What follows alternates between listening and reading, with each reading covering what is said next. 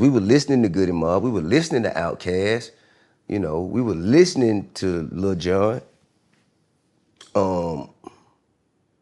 But they didn't necessarily speak to the grind and the grit of, it just wasn't quite there. Yeah. You know what I'm saying? Yeah. Although there were parts of it there, and they came from that. Correct.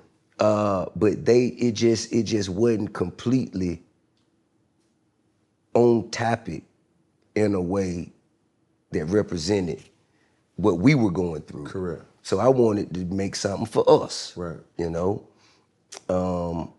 And I learned that the demand was there because on my first album, Right. I'm Serious, the most popular song on there was Still Ain't Forgave Myself and Dope Boys and Trap. Right. So you like Dope Boys and Trap, Still Ain't Forgave. Okay, I'm gonna do a whole album of this. Correct. And call it trap music. Correct.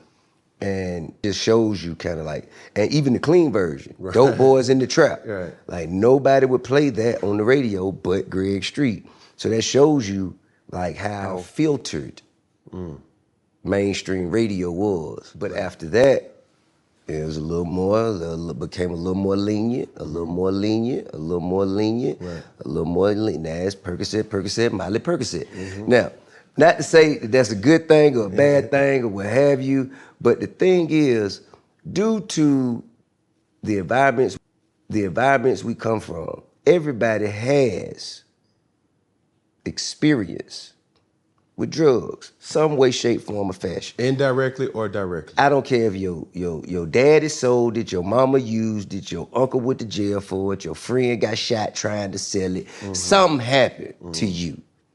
You know what I mean? Right. Shape, form, or fashion. And everybody is kind of enduring and sharing in these same experiences. Right. So when I put out trap music, that was my experience, that was my installation. And then shortly thereafter, you know what I mean?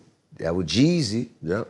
With his, okay, well, here's my submission. Correct. You know what I mean? Then Gucci, here's my submission. Yo got it, here's mine. Right. So on and so forth.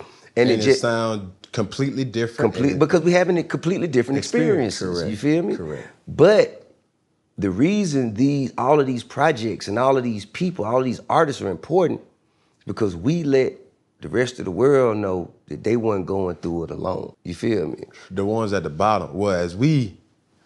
Probably, yeah, it's definitely the bottom. But I'll tell you this, bro. Coming from where I come from, bro, like you're the Mount Rushmore of music. And I'm not saying that. I'm not saying that just because you're here. I'm saying that because when I was listening to the headphones and I had to keep my CD player still because that was skip, or the cassette player when I was beatboxing, you know what I'm saying? Dope Boys in the Trap, like all that, that's what I grew up on. You know what I'm saying? I was raised in the church, so I had to sneak and listen to the music.